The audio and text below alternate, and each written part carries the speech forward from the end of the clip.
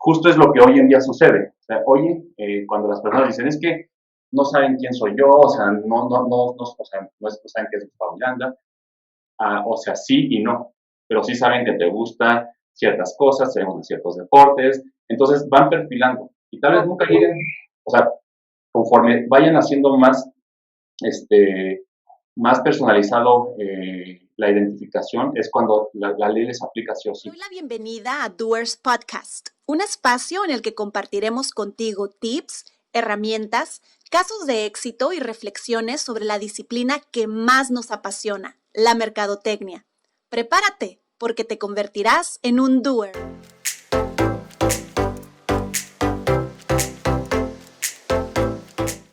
¿Cómo están, Doers? Bienvenidos a un episodio más de Doers Podcast, nuestro podcast de emprendimiento, de negocios, de mercadotecnia. Mi nombre es Patricia Castillo, yo soy su anfitriona, ya me conocen, nos hemos visto en más de 20 episodios ya, pero el día de hoy vamos a abordar algo que es muy puntual, que es muy específico y que cae dentro de temas legales. Recuerden que hemos hablado, por ejemplo, del registro de marca, hemos hablado del tema de patentes un poquito. Bueno, vamos a continuar con un tema legal muy importante para las empresas. Y déjenme les presento, le voy a dar la bienvenida, ahorita les cuento un poquito más acerca de su perfil, quién es nuestro invitado del día de hoy. Está con nosotros el día de hoy el licenciado Gustavo Miranda, él es licenciado en Derecho por la Universidad del Valle de México. Y también estuvo de movilidad en la Universidad Van Amsterdam estudiando Derecho Público Internacional y lo tenemos el día de hoy con nosotros precisamente porque vamos a hablar de ciberseguridad. ¿Cómo estás, Gustavo? Hola Pati, ¿qué tal? Buenas noches. Muy bien, muchas gracias por la invitación y por la consideración. Gracias por esa presentación. Pues sí, efectivamente soy abogado. He tratado de quitarme como ese estigma de la abogacía tradicional. Ok. Y entonces, O del mote licenciado. Oiga, licenciado. no. Definitivamente estoy súper alejado, estoy tratando de alejarme lo más posible de eso. Y bueno, espero que la plática que tengamos el día de hoy sea de su agrado. Muy bien, yo estoy segura de que sí, porque es un tema diferente, es un tema que no todos a lo mejor pudieran tratar porque es algo muy especializado. Y déjenme les cuento precisamente un poquito más acerca de Gustavo, no nada más acerca de su formación profesional, sino de su experiencia.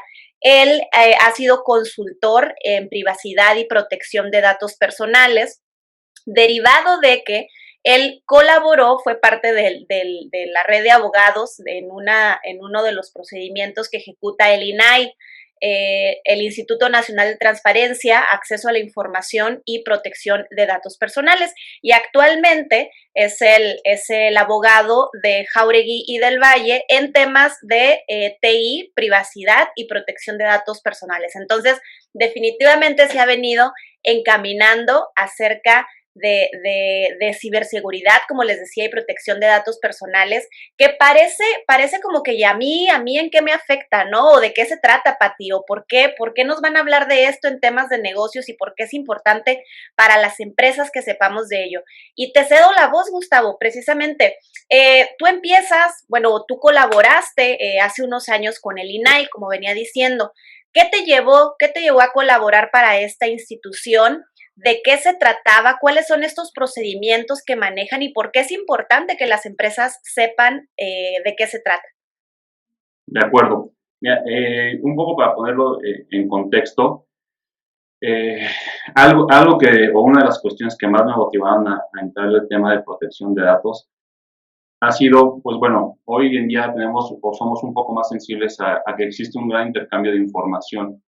Lo que quiere decir que las personas con la intención de consumir algún bien o servicio proporcionan información y las empresas ofrecen esos bienes y productos y además aprovechan la información de las personas. Ahora, con este intercambio a gran escala, lo que se ha podido realizar es generar una serie de perfiles en donde la atención va muchísimo más allá de solamente una campaña publicitaria para aquel que cruzaba por la calle o aquel que veía el anuncio.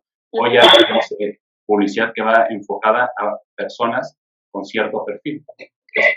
A raíz de ahí, pues es que nace esta curiosidad por saber cuál es la regulación que existe o cuáles son las obligaciones al entablar este tipo de relaciones, que es un intercambio de información como tal, ¿no? Bueno, como brevario cultural y con la intención de no llenarlos de leyes ni demás, les voy a platicar que, bueno, el tema de protección de datos personales en México viene a raíz de una reforma al artículo 16 constitucional, ¿no? Este artículo que habla sobre la garantía de nadie puede ser molestado en su persona, se le agrega el párrafo en donde señala que todos tienen el derecho a la protección de datos personales y se otorgan los derechos que se conocen como ARCO, que significan acceso, rectificación, cancelación y oposición, ¿no? Ok. A los individuos, a las personas. Así es, a las personas físicas, ¿no? Esto es de personas físicas. Ahora bien, ¿por qué nace esta intención de participar con la autoridad? Pues efectivamente, ¿no? Cuando se expide la ley es de 2010, viene una serie de modificaciones, el reglamento viene de 2011, y el INAI, antes de ser el INAI, era un instituto federal, el Instituto Federal de Acceso a la Información y Protección de Datos. Entonces, claro, si hablamos de 2010, 2011, tenemos que no han pasado más de 10 años, y pues era bastante atractivo, resultaba bastante atractivo participar con la autoridad, porque efectivamente, si tú me preguntas, cuando iniciamos esta parte laboral, pues la verdad es que el propio instituto tenía muchas dudas, ¿no? Había muchas cuestiones que pues de repente no se conocían. Había empresas que no tenían conocimiento de la autoridad como tal. O sea, fue un tema literal de bastante aprendizaje. Ahora, ¿por qué es atractivo? Pues porque al final lo que uno hace, y particularmente en el área que me tocó participar, pues va enfocado a los procedimientos que tiene la ley y que el instituto es el encargado de vigilar y de hacerlos cumplir, ¿no? Bueno, les platico que a mí me tocó participar en el área de verificación, pero, y esto también para que se tenga un poco de contexto, la ley existen 3 procedimientos, además, bueno, 2 procedimientos más, además del de verificación, ¿no? Hay uno que es el procedimiento de protección de derechos. Y a resumidas cuentas, es un procedimiento en donde cualquier persona, le hace una solicitud a una empresa para saber qué datos tienen de ellos, en su caso, si se tienen que rectificar la información, o bien cancelar, o de plano oponerse al manejo que se le están dando, ¿no? Y esto entonces, existe una etapa previa en donde una persona acude con las organizaciones y ya hace estas solicitudes, ¿no? Las empresas, a su vez, dan una respuesta y a partir de esa respuesta existen 2 situaciones que se pueden dar. Una, que la persona esté conforme con la respuesta que le han otorgado y hasta ahí quedaría, ¿no? Si él se siente satisfecho con la respuesta que le otorga la empresa, entonces ahí queda. O bien, si la persona no está de acuerdo con la respuesta que le dieron, puede acudir al instituto para hacer la solicitud de protección de derechos, ¿no? Entonces ya lleva este procedimiento y al final, ese procedimiento en alguna parte se trata de conciliar entre las partes para que efectivamente no vaya un poco más allá, pueden aceptarlo o no, y al final se emite una resolución. Ahora, de esa resolución puede dar un sentido en donde le resuelvan que la empresa no dio una respuesta adecuada de acuerdo a la ley, ya de ahí el instituto cataloga que puede pasar un procedimiento sancionador.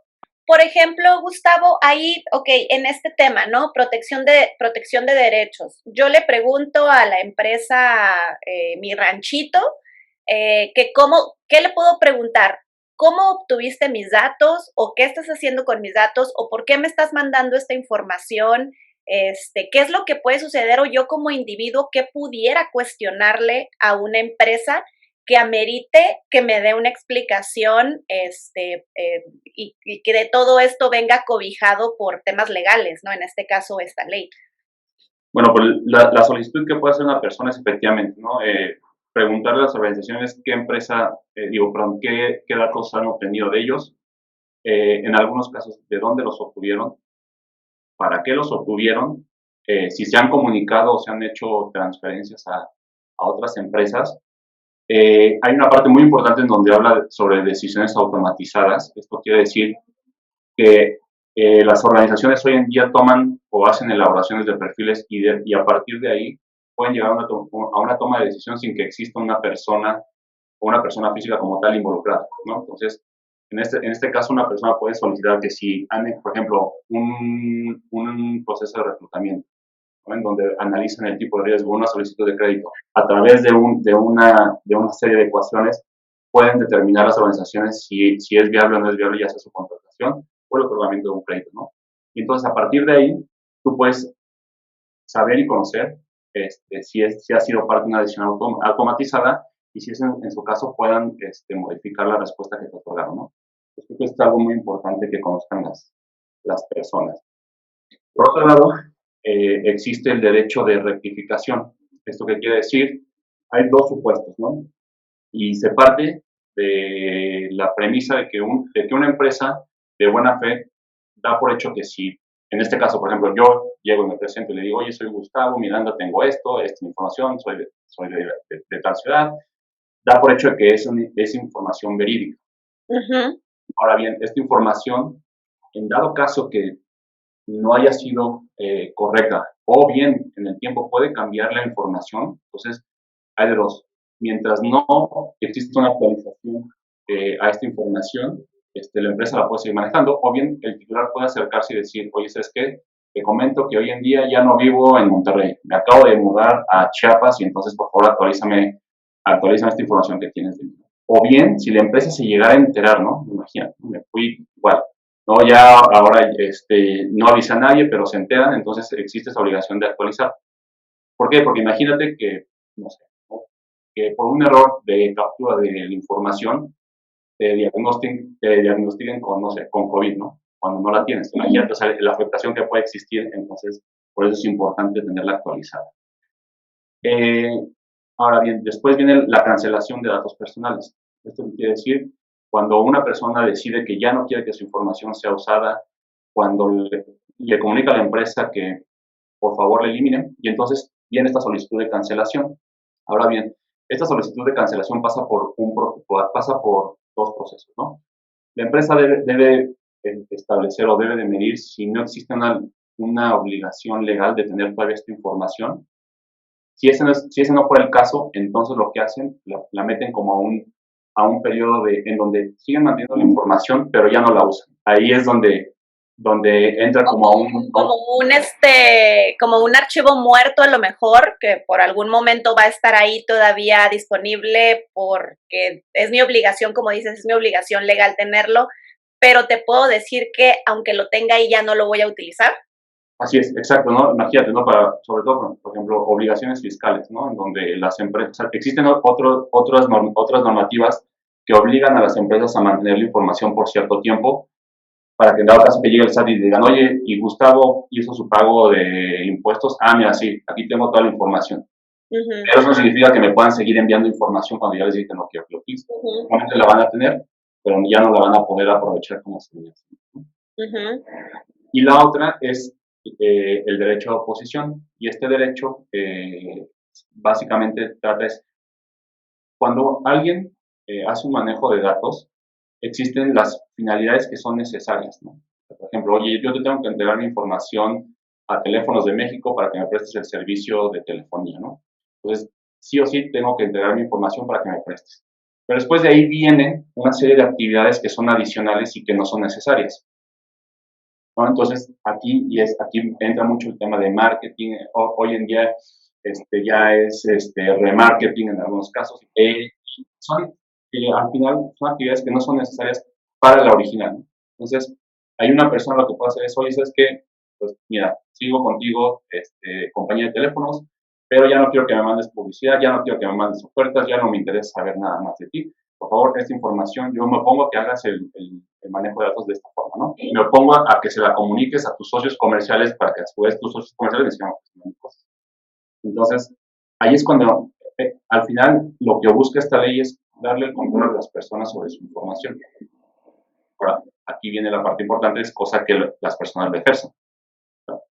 Ok, por ejemplo, ok, vámonos por partes, o sea, ahorita nos diste como a grosso modo, un resumen de cómo funciona la ley, en este caso de protección de la información o de los datos personales, y a mí me gustaría saber, o sea, porque a lo mejor lo podemos ver por el lado de profesionalización y de tener todo dentro del marco legal a la empresa, que a veces este tema es bastante desconocido, pero lo podemos ver también desde el aspecto de la persona, como decíamos hace rato, mencionabas, bueno, ¿de quién es la información que se protege? De los individuos, ¿no? Porque tienes el derecho de que se proteja tu información.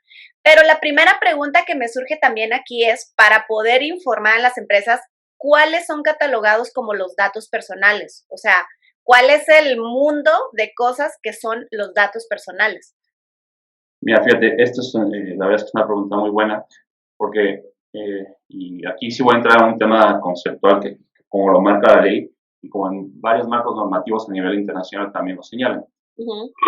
La definición, palabras más, palabras menos, es cualquier información relacionada a una persona que la haga identificable o que pueda hacerla identificable, ¿no? Entonces, no sé A ver, como por ejemplo, si yo llego y digo, me llamo Patricia y tengo 34 años, esa combinación de información, ¿puedo pedir que se proteja o en realidad, o sea, qué pueden hacer con esa información?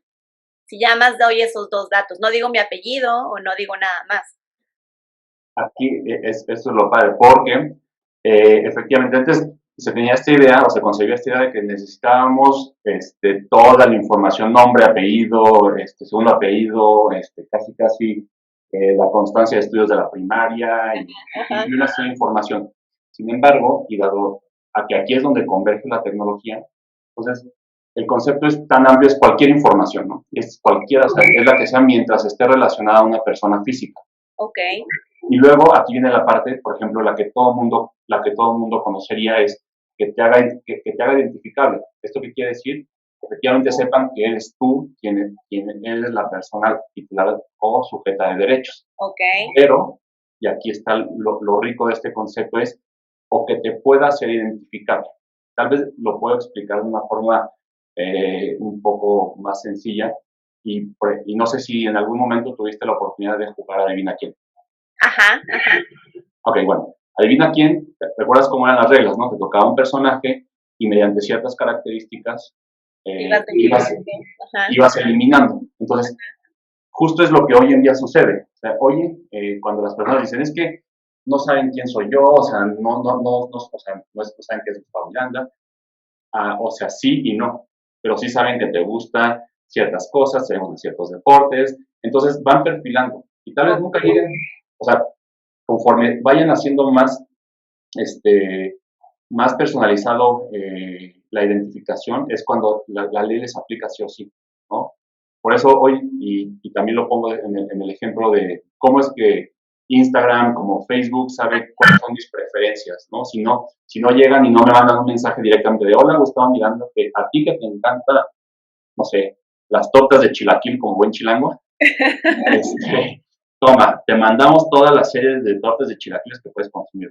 Entonces, no necesariamente tenemos que llegar a ese punto, pero sí te das cuenta cuando ya llega publicidad muy personalizada. Ok, ya. Ahora, vámonos del otro lado precisamente, que es a lo que me gustaría transmitirle precisamente a nuestra audiencia, por el lado de la empresa. A ver, hay leyes que protegen la información personal de los individuos en México. Ya nos explicaste un poquito acerca de lo que el individuo puede solicitar, cancelación, oposición, la protección de sus derechos a final de cuentas, ¿no? Pero tú como empresa, por ejemplo, me surgen dos vertientes. Número uno, como lo estabas comenzando a decir, el tema de las redes sociales. Prácticamente ahorita, no voy a decir que todas, porque no es cierto, pero la gran mayoría de las empresas, cuando ya están buscando nuevas formas o innovan poquito, o se quieren al menos tener algo de presencia digital, lo primero que hacen es abrir sus redes sociales, ¿no? Y como segundo paso, cuando ya estás un poquito más estructurado o cuando lo quieres hacer bien desde el principio, qué sé yo, pues también abres tu página web. Entonces, estas dos plataformas, que bueno, en redes sociales vienen múltiples plataformas, estas dos plataformas, a final de cuentas, por ejemplo, en tu página web, tú podrías, voy a poner como ejemplo, no sé, tener un boletín, ¿no? Entonces, hay un muy típico, suscríbete a nuestro boletín. Entonces ahí pues yo ya estoy dando mi información personal, al menos voy a dar un nombre y voy a dar un correo electrónico, ¿no? Y en redes sociales a lo mejor les voy a dar me gusta y como dices, pues a final de cuentas Facebook te permite segmentar, si hablamos de Facebook, segmentar a tus seguidores o segmentar a las personas para poderles hacer llegar la publicidad a quienes realmente la requieran, ¿no? Entonces se juega con muchísima información o con muchísimos datos de las personas. En este caso, del lado de empresa, ¿cómo asesorarías o qué le diríamos a una empresa, a un empresario que tendría que hacer para no caer en ninguna omisión o en ninguna falta a esta ley?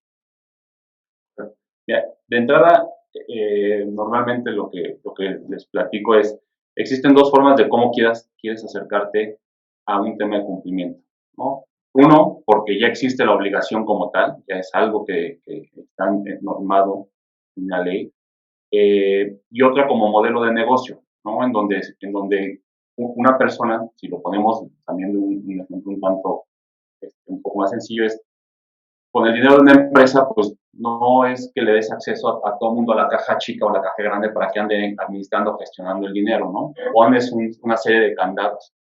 Entonces pasa lo mismo con la información. La información se vuelve un activo muy valioso para las organizaciones y si lo trasladas o lo tratas de monetizar, te darás cuenta que tiene un valor más allá de solamente el dinero, ¿no? Entonces, partiendo de ahí, tú puedes decir, bueno, ya, una es la obligación de no me queda de otra, lo tengo que hacer, u otro es, oye, esto me cuesta, ¿no? Y más allá de que entremos a un tema de sanciones y demás, es, ¿qué pasa si se la llevan?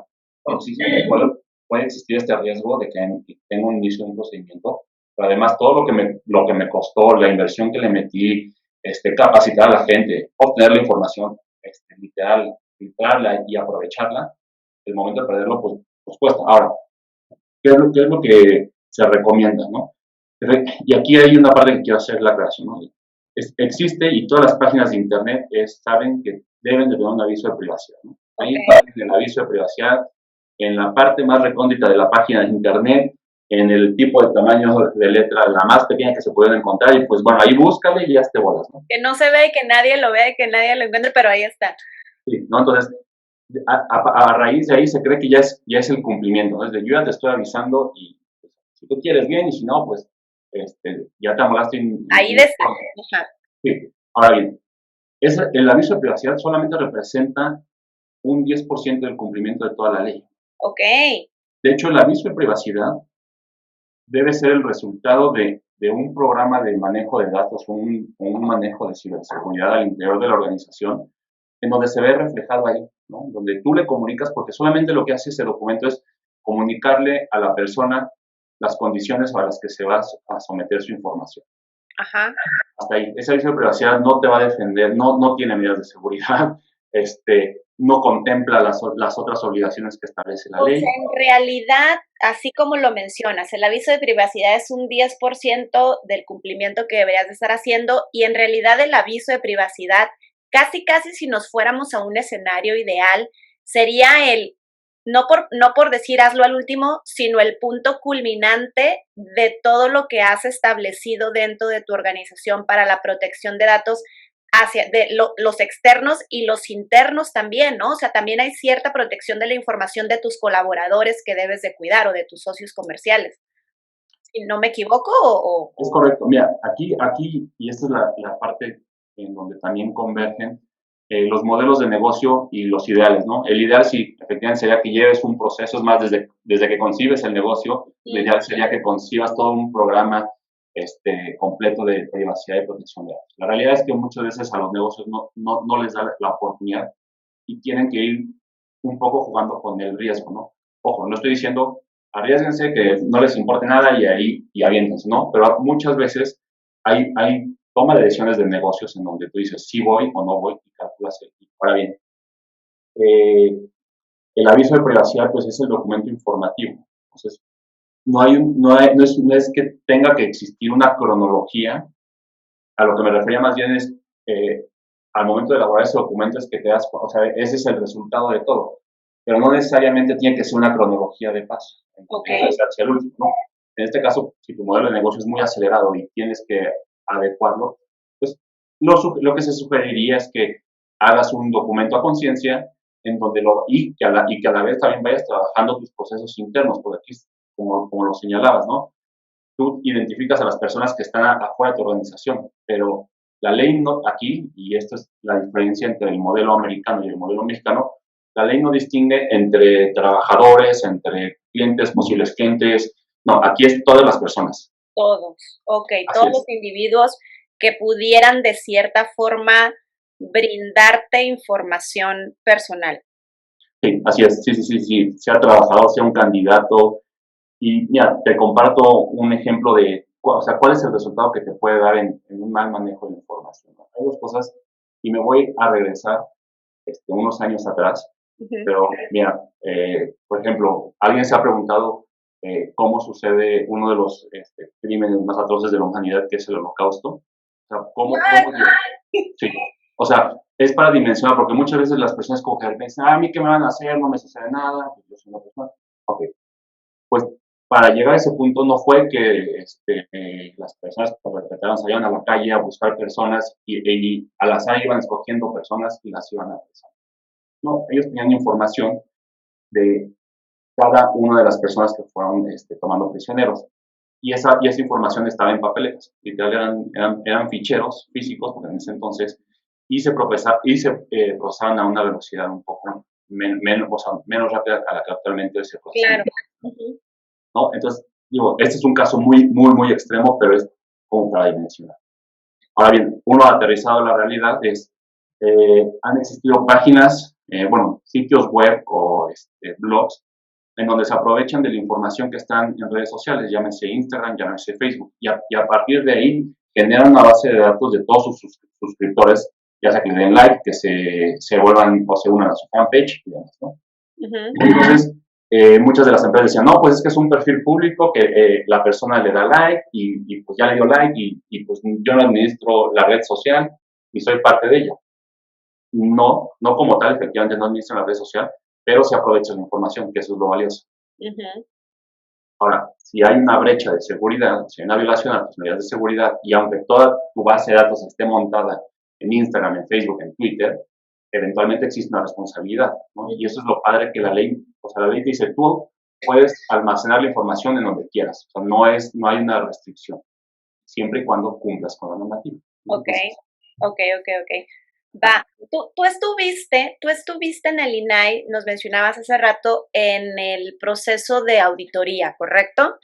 Entonces, vamos a pensar, o digo, ojalá que las empresas hagan correctamente sus procesos, ¿no? Pero estoy segura de que hay casos en donde no.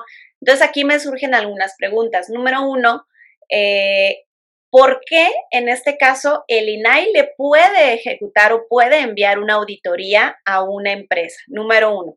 Y número dos, ¿sí existen las sanciones y cuáles son por el mal uso o mal manejo de la información o la falta de una estructura para el manejo correcto de la información? Y si hay algún caso a lo mejor que nos puedas mencionar o que algo que nos puedas compartir, que a lo mejor se hubiera solucionado de la forma más sencilla, pero por no hacerlo precisamente tuvo consecuencias. correcto. Mira, la parte del INAI, hay dos formas que esta autoridad puede iniciar el procedimiento de verificación, que es como una auditoría. Una es cuando una persona se denuncia Uh-huh. hechos que pueden considerarse o que contravienen a la ley. Ese es el caso más común. O la otra, se le llama que pueden iniciar procedimientos de oficios y esta es básicamente la facultad que tiene una autoridad que al momento o que tiene conocimiento de un hecho que resulta relevante y que pueda constituirse en una contravención a la ley, ¿no? Entonces, esta facultad es literal, no necesita de una persona que llegue a denunciar, sino, no sé, aquellas noticias como las que de repente suenan que a alguien le robaron la base de datos, ¿no? A alguien sufrió una vulneración a sus medidas de seguridad. Ah, bueno, pues el INAI, o sea, en el momento en que lleguen oídos de la autoridad, va a iniciar el procedimiento. Ojo, aquí también es algo muy importante, a pesar de que el INAI esté físicamente ubicado en la Ciudad de México y que no tenga, como algunas otras autoridades de la Administración Pública Federal, que no tenga otras como delegaciones, no significa que no tienen la capacidad de vigilar, ¿no? De hecho, varias de las auditorías que hace el INAI son en los estados, ¿no? En el caso, y obviamente, Baja California no ha sido una excepción, que podríamos hablar de todos los estados que efectivamente el INAI ejerció todas sus facultades. Ahora bien, ¿no? Esas son la forma en que puede iniciar un procedimiento. Ya. En el tema de sanciones, ¿existen? Las sanciones están catalogadas entre 8,000 y 30 millones de pesos. Wow. 8,000 pesos y mucho depende del tipo de infracción que se haya cometido, pero 8,000 pesos, pero podría decir casi en un 80% sería solamente sujeto a una persona física, ¿no? Ya mucho de lo que se basa es efectivamente el revenue o los ingresos de las organizaciones para determinar esa multa, ¿no? Pero a considerar son tres aspectos, ¿no? Uno es la capacidad económica de la empresa o de la persona física que violó la ley. Otra es la fracción o la conducta que contravino la norma. Y otra, la intencionalidad, o bien si es una persona que ha repetido una sanción, ¿no? Entonces, esos son los aspectos que considera la autoridad al momento de emitir sus multas. Okay. Pues en un principio, eso es del conocimiento público, pues hubo instituciones financieras que fueron sancionadas con una cantidad considerable, ¿no? Y insisto, ¿no? Mucho depende del tipo, ahora sí que el tipo de empresa que eres. Ahorita, digo, nos comentas, esta ley lleva casi 10 años, o sea, es un periodo corto de tiempo, por así decirlo, y creo que pudiera llegar a tener cierta lógica, ya que precisamente se pudiera decir que en los últimos 30 años es cuando se ha venido mucho más acelerado el crecimiento digital, por ejemplo, si hablamos del caso de los datos que compartimos de forma digital, pero esto aplica no nada más para temas digitales, ¿no? Sino para temas fuera de la web, por así decirlo. Digo, yo pudiera decir que recuerdo que, cada que, por ejemplo, que voy a un banco y que a lo mejor, o si quiero solicitar una tarjeta, o si quiero ver cómo se encuentra X, Y, Z información mía, si tengo que llenar algo, junto con ello me dan el aviso de privacidad, me dan primero un formato siempre así de, esto es lo que tiene que llenar y ese es el aviso de privacidad. O incluso antes de que puedan checar a lo mejor mi buró de crédito, primero tienes que llenar el aviso de privacidad, ¿no? Entonces, a lo mejor en los últimos años se ha vuelto un tanto mayor conocimiento de las empresas, pero ¿qué sigue? O sea, ¿realmente vamos avanzados en esta materia? ¿Hay todavía mucho desconocimiento? ¿O realmente qué sucede? O sea, ¿qué es lo que ya en la práctica sucede? Ok, aquí lo voy a tratar de dividir en partes para también que tengamos un contexto. Existe más bien tenemos o enfocamos mucho al marco regulatorio europeo, en donde ellos, insisto, a raíz de estos hechos lamentables, hicieron una modificación en cuanto al tema de manejo de información, y no sé si pionero sería la palabra, pero son los que más han tratado de desarrollar el tema, ¿no? Actualmente, el marco normativo que se conoce como el Reglamento General de Protección de Datos es el modelo de normatividad que ha estado impactando alrededor del mundo. ¿Y esto por qué? Porque hay una peculiaridad de esta normatividad en donde se incluyen, y dado que los negocios actualmente no necesariamente tienen que estar físicamente en el territorio en donde se está regulando, los europeos dijeron, bueno, no vamos a parar la innovación, no vamos a parar los modelos de negocio que están creando, pero si también estas organizaciones se aprovechan de esta tecnología, pues debería existir una obligación, ¿no? Entonces, pasa y es lo que se conoce como extraterritorialidad, en donde en algunas situaciones la norma europea les puede aplicar a las empresas en Estados Unidos, en México, en cualquier parte del mundo, ¿no? Tenemos esta parte. Ahora bien, México. México tiene 10 años y te puedo decir que es uno de los países más relevantes en América Latina en el tema de protección de datos, ¿no? La autoridad que es el INAI ha sido una autoridad que ha sido también señalada como una autoridad que promueve mucho el tema de la protección. Y sí, efectivamente, 10 años no suena mucho y todavía creo que existen áreas de oportunidad. Sin embargo, creo que hacia allá va, ¿no? Y ahorita, ¿y por qué hacia allá va? Recientemente se firmó y se ratificó y se publicó el acuerdo que sustituyó al Telecan, ¿no? Y particularmente, bueno, este acuerdo que involucra a Canadá, Estados Unidos y México, hay un apartado que señala el tema de economía digital. Ese apartado del acuerdo habla efectivamente, que reconoce que debe haber un intercambio de información para todo el tema de la economía digital, pero que este intercambio de información tiene que existir un marco normativo que regule la información como tal. Entonces, ¿esto qué significa? Que los países identifican que hay esta evolución, estos modelos de negocio que se están dando y que entre los tres países van a beneficiar, pues, al final es un acuerdo de comercio y entonces dicen, bueno, efectivamente solamente hay que tomar la parte regulatoria para que efectivamente se pueda hacer de acuerdo a los estándares internacionales, ¿no? Aquí ya viene la otra parte, que es la diferencia entre México, entre los modelos normativos entre México y Estados Unidos. Y hoy es un gran debate en Estados Unidos el tema de privacidad, ¿no? Porque ellos lo perciben como un tema, más que un derecho fundamental, lo perciben como un derecho del consumidor, ¿no? Y entonces, aquí viene esta parte, ¿no? En donde dice, bueno, tiene que ser, o sea, se tiene que cumplir con una condicionante que es como consumidor para que entonces se apliquen ciertas regulaciones. Ok. Entonces, Estados Unidos como tal no tiene una ley federal y más bien tiene leyes sectoriales, ¿no? Entonces, o sea, ahí es donde... si voy con una empresa, le doy mi información, pero al final no le compré o no tengo forma de demostrarle que sí consumí su producto, su servicio, ¿no aplicaría? En algún, a hoy, te digo, el debate se ha levantado, por ejemplo, California hizo un esfuerzo en publicar una ley que fuera más allá de solamente de un términos y condiciones, ¿no? En donde le otorgó derechos a sus ciudadanos como tal para que se pudieran ejercer ante las empresas. Pero sí, la percepción de Estados Unidos en cuanto al derecho de protección de datos está más apegada a un tema de consumidor, y no como un derecho fundamental. El derecho fundamental es, y por eso es de lo que hablábamos, no se distingue entre si eres un candidato, si eres un comprador, sino esa es la única diferencia. Ok, bien, pues es un tema muy, muy interesante, muy extenso, creo yo también.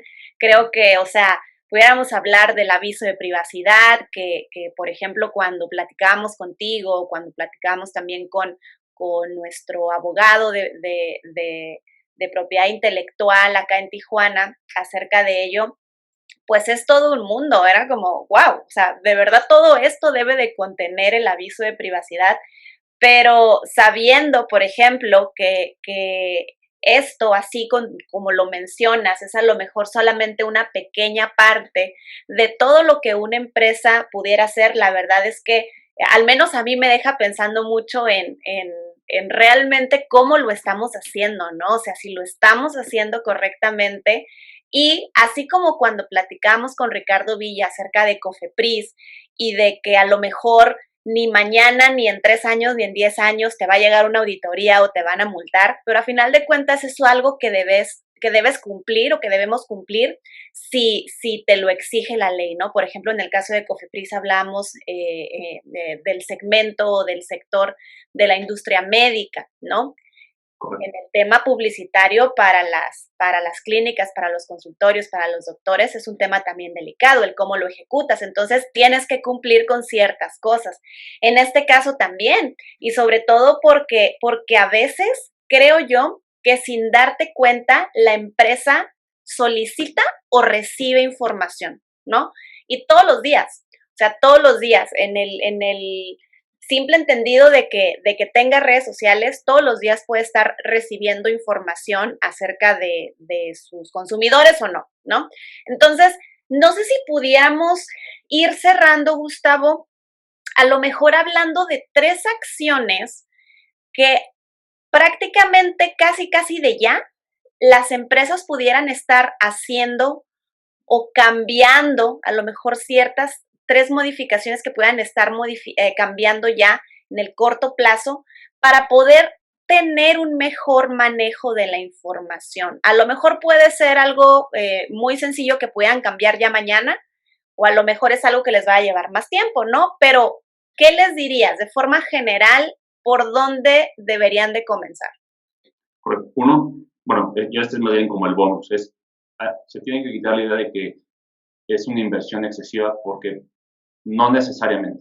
Hay que identificar la organización, ¿no? El tamaño de la organización, la capacidad económica de la organización para que de ahí se hagan esfuerzos relativamente en donde no sea un tema perjudicial, ¿no? O sea, no te vas a obligar a lo imposible para llevar a cabo un cumplimiento.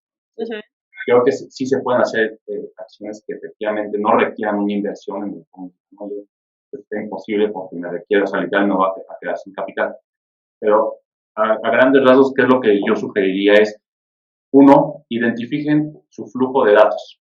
El flujo de datos es muy importante. Es desde cuándo lo obtengo, por qué áreas pasan, para qué lo estoy utilizando, y de ahí puedo determinar si la información es necesaria, ¿no? Porque hay veces que pedimos información que resulta irrelevante, ¿no? Hay veces que no necesito tanta información para ofrecerle algún servicio o un producto. Entonces, si haces un plan estratégico de decir, oye, necesito esta información, la voy a obtener mediante página de internet, mediante Instagram, pues ya ahí ubicas, y van a pasar por estas 3, 4 personas o estas 3, 4 áreas de mi empresa, ¿no? Entonces, a raíz de ahí, ya identifico, ya sé por dónde va la información. Entonces, ya tengo un diagrama de cómo va hasta cuando efectivamente la elimino. Ok. Cuando ya no resulta necesario, ¿no? Entonces, me parece que es un básico. Ok. Dos, hay que identificar que los procesos son llevados por personas. Entonces, yo puedo montar una serie de medidas de seguridad al interior de mi organización, puedo hacer todas las actividades de cumplimiento, pero si no refuerzo toda la estructura en conocimiento a mis empleados, entonces va a resultar irrelevante, ¿no? Hay claros ejemplos en donde empresas con un gran poder adquisitivo se meten en un tema de procedimientos porque no cifraron la información, no le pusieron una contraseña al archivo, o bien, en vez de poner copia oculta a todos los correos electrónicos, los ponen copia visible. Eso son como esos pequeños detalles que al momento en que tú sensibilizas a un trabajador, entonces, a raíz de ahí, y como además somos, la verdad es que somos muy tenientes al error, creo que se puede minimizar, ¿no? Ese riesgo. Ya, sería como identificar a las personas que tienen acceso a ese flujo de datos, a que manejan los datos y sensibilizarlas o incluso capacitarlas para que puedan tener un buen manejo, ¿no? Como dices, digo, la empresa está hecha de personas y al final de cuentas los que van a manejar la empresa, los datos de las personas en la empresa, pues son personas también, ¿no? Así es. Y el último, y creo que en este orden de importancia es, de verdad, o sea, identifiquen que toda la información no significa que no es una vía, o sea, no significa que cuando te entregan la información estás autorizado o es una vía libre para hacer lo que se necesita con la información, ¿no? Okay. Eso es muy importante porque de repente algunas organizaciones ya tengo la información y hay que ver cómo vamos a hacer más y de repente entran como esta dinámica donde no significa que te han dado un pase libre para que la información se haga con lo que tú creas, ¿no? Y la información pública, que es otro que también es sumamente recomendable, la información pública no significa que ya es de libre uso. Aún así, aunque la información la obtengas de una página de internet, de la sección amarilla, si nos queremos ver más old school, al final te obliga a llevar una serie de pasos para dar un cumplimiento. Ok, ok. Usar la información no es un juego a final de cuentas, ¿no? Creo que todos deberíamos de estar pendientes de ello. Como mencionabas al principio, incluso como personas físicas, también debemos de seguir cierto protocolo para el buen uso de los datos de la persona. Gustavo, muchas gracias. Es un tema que me deja con miles de preguntas, bueno, no sé si miles, pero me deja con muchas preguntas, con muchas interrogantes. Y yo creo que la más importante, y desde hace tiempo que platicamos acerca de esto, es, no sé, qué tan bien lo estamos haciendo, o sea, qué tanto nos falta. Hemos hecho esfuerzos, por ejemplo, en la empresa por tener un buen manejo de la información, por tener ciertos candados, protocolos, pero creo que siempre hay algo más por hacer, ¿no? Y sobre todo, como les decía, porque todos los días recibimos y enviamos datos casi, por así decirlo, al por mayor y no sabemos a lo mejor el alcance positivo o negativo que podrán llegar a tener nuestras acciones en este entendido, ¿no?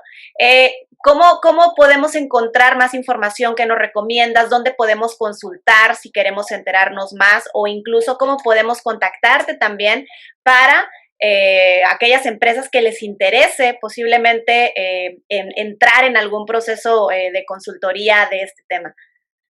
Pues mira, información, creo que la página de el INAI es bastante, o tiene bastante material para que tengan como esta parte, o sea, para que no empiecen en cero, ¿no? Por así decirlo. Me parece que existen documentos que ha elaborado la autoridad que son bastante digeribles y creo que son sencillos para el approach de cualquier organización. Uh-huh. La página del INAI es inai.org.mx, ¿correcto? No, es IFAI. Ah, del INAI, ok, ok. Por alguna extraña razón que la verdad es que desconozco. No, creo que sí tienen el. No, perdón. Sí es INAI, sí es cierto, es INAI. No, mentira. Porque antes era IFAI o todavía funciona también. No, ya es. Bueno, el instituto era el IFAI, efectivamente, pero no creo que. No, se hicieron el cambio a inai.org.mx. Ok, sí. Ok, inai.org.mx. De hecho, cuando nos pusimos de acuerdo para poder grabar este episodio, me compartías algunas infografías que la verdad están, así como dices, ¿no? Información muy digerible, muy fácil de poder leer y de poder interpretar y de saber un poquito más. Entonces, esa sería, digamos, la fuente o el recurso al que nos podríamos dirigir para poder conocer un poco más y, por supuesto, siempre les decimos, acercarnos con los profesionales de la materia, ¿no? Imagínense que yo les hubiera hablado acerca de este tema, yo creo que no tendría ni pies ni cabeza, ¿no? Por eso invitamos a Gustavo para que nos pudiera abordar el tema desde una perspectiva completamente profesional y acertada. Entonces, Gustavo, tú perteneces precisamente a una firma donde uno de sus servicios son estos, ¿no? Entonces, ¿cómo pudiéramos, en dado caso, contactar contigo o con la empresa en caso necesario? Me pueden escribir, si así lo desean, a mi correo, que es gmiranda@jaureguidelvalle.com. Uh-huh. Ahí cualquier duda, cualquier acercamiento, con mucho gusto les podemos ayudar. Y cualquier cosa, pues ahí estamos hablando. Perfecto, perfectísimo. Pues muchísimas gracias de verdad por tu tiempo, por la información, por ilustrarnos con todo esto que a veces parece muy técnico, pero creo que no hay otra forma de poderlo abordar o de poderlo entender si no nos remontamos también a su fundamento legal, ¿no? Para saber que no nada más alguien se lo sacó de la manga o que no nada más es porque un día alguien se levantó algún puesto directivo de estas instituciones, dijo, vamos ahora a crear esto, o sea, no, todo tiene un fundamento y todo tiene un porqué. Y a final de cuentas es para que todos tengamos una mejor convivencia, pues o sea, todo se remonta también a eso. Pero bueno, muchísimas gracias, Gustavo, de verdad, nuevamente, por habernos acompañado, por aceptar la invitación a estar con nosotros en Doers Podcast. Muchas gracias a los que nos siguen, a los que ven nuestros episodios, a los que los escuchan. Acuérdense que estamos tanto en audio como en video. Pueden escuchar el podcast, el episodio en Spotify o en Apple Podcasts, o si quieren ver el video también, pueden verlo en YouTube o si no en nuestro Instagram TV. Acuérdense que nos pueden buscar como Doers Latam o como Doers Podcast en las plataformas de podcast. Qué repetitivo, pero pues así se llaman, ¿no? Pero bueno, muchísimas gracias a todos por seguirnos y nos vemos en el siguiente episodio. Gracias, Gustavo, y un saludo a donde te encuentras, desde acá, desde Tijuana. Saludos desde la CDMX. Dale, vale. Thank you.